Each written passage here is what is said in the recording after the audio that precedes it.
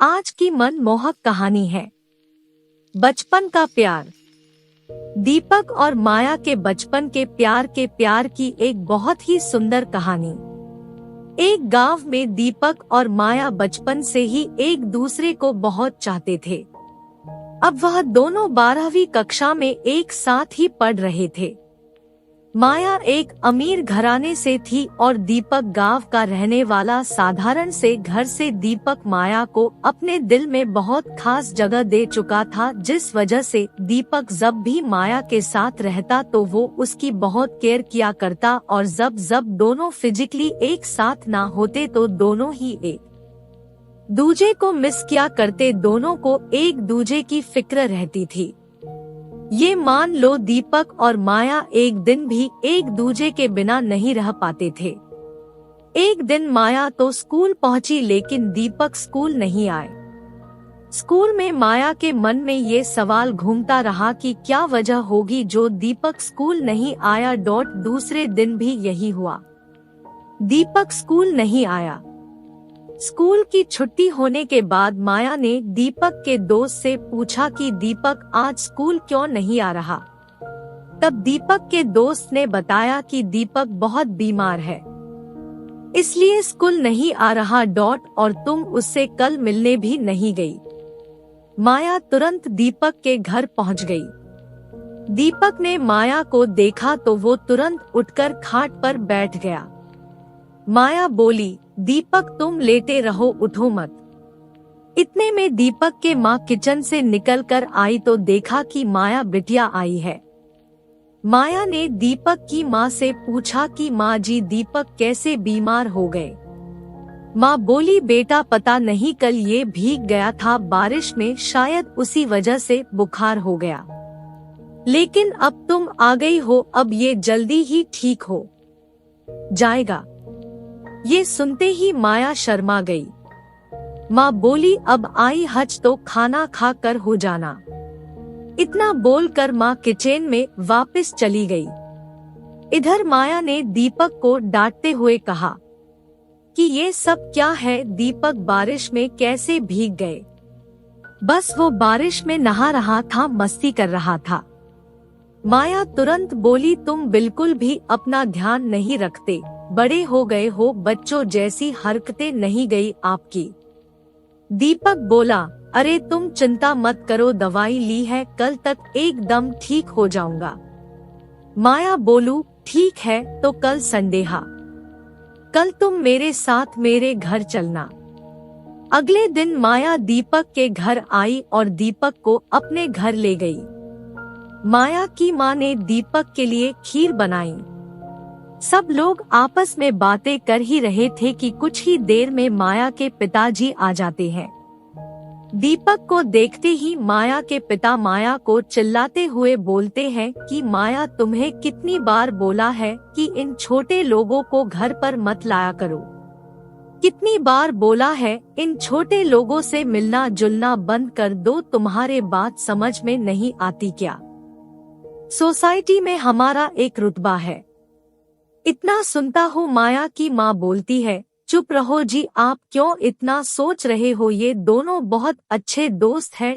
बच्चे हैं आप, ये कहाँ स्टैंडर्ड हाई सोसाइटी जैसी बातें सुनाने लग गए। तभी माया के पिताजी चिल्लाते हुए कहते हैं कि तुम चुप रहो, मैं अच्छी तरीके से जानता हूँ, मैं अच्छी तरह से जानता हूँ। ऐसे लोगी को ये पहले उंगली पकड़ते हैं, फिर सर पर चढ़कर बैठ जाते हैं। ये सब सुनने के बाद दीपक की आंखों में आंसू आ जाते हैं।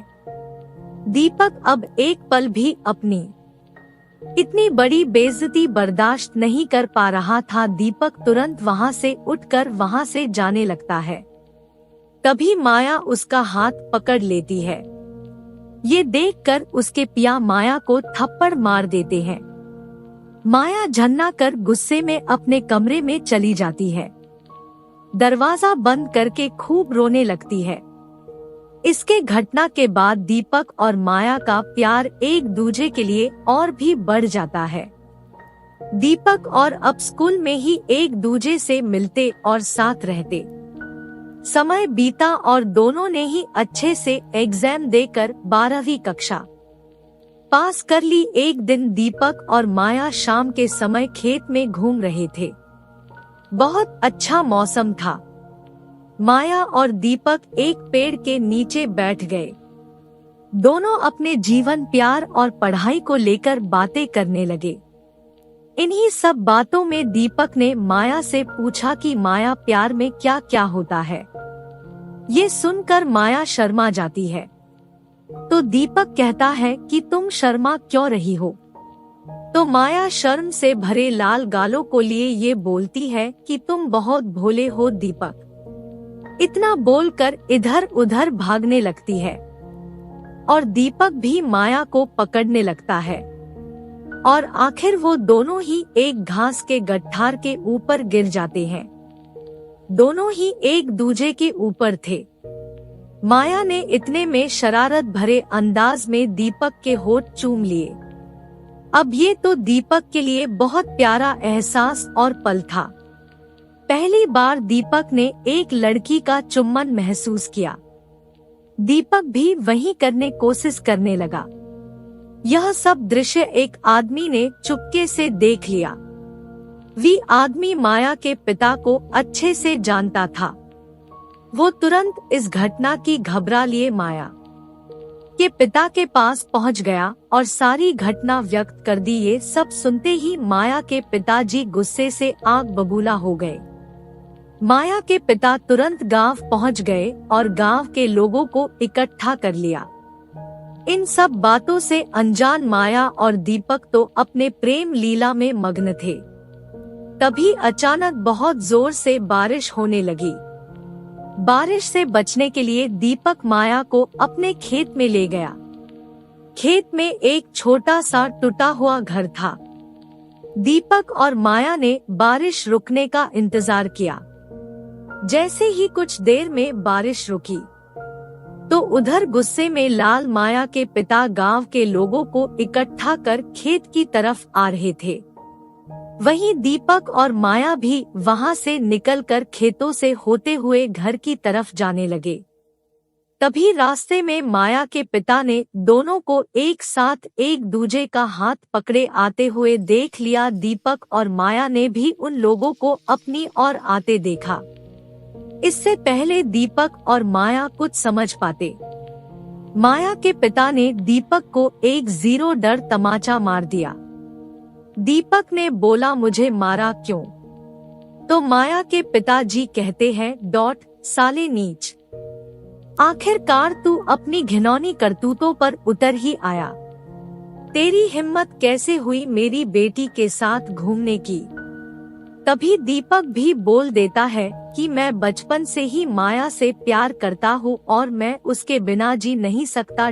मैं माया के लिए कुछ भी कर सकता हूँ।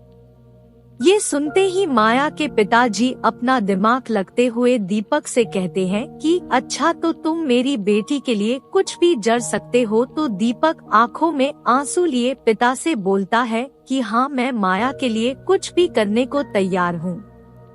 तब माया के पिता ने दीपक से बेशर्म होकर ये कह दिया कि तुम अभी के अभी पास वाली नदी कूद जाओ। अगर तुम बच गए मैं खुद तुम्हारी शादी माया से करवा दूंगा। दीपक तुरंत नदी की ओर चल पड़ा।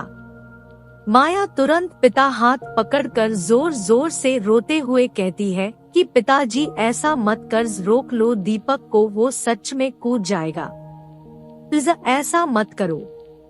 माया ने दौड़ जड़ दीपक का हाथ पकड़ लिया। पिताजी ने दोनों का हाथ छुड़वा दिया।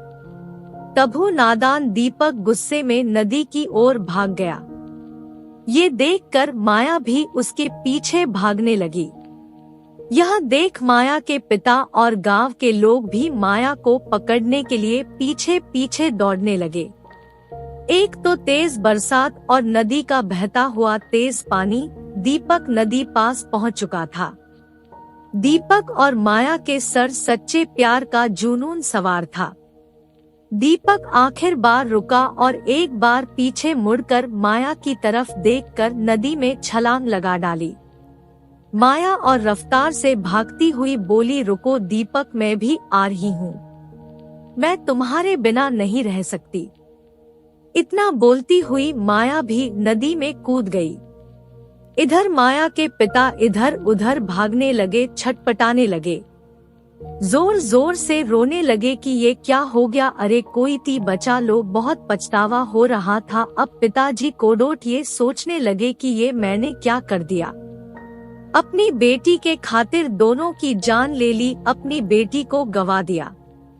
दोस्तों ऐसा ही होता है, सच्चा प्यार खुशी खुशी कुर्बान हो जाएगा, लेकिन किसी ऐसे इंसान के आगे झुकेगा नहीं। अब दोनों का प्यार अमर हो चुका था। लेकिन दोस्तों ऐसे प्यार को समझने वाले लोग जहां होते हैं वहां ऐसा कभी नहीं होता। तो दोस्तों बचपन के प्यार की यह सच्ची प्यार गाथा आपको कैसी लगी, जरूर बताना। उम्मीद करता हूँ सच्चे प्यार की यह कहानी आपको बहुत पसंद आई होगी। Thank you for watching. Please like, subscribe and share.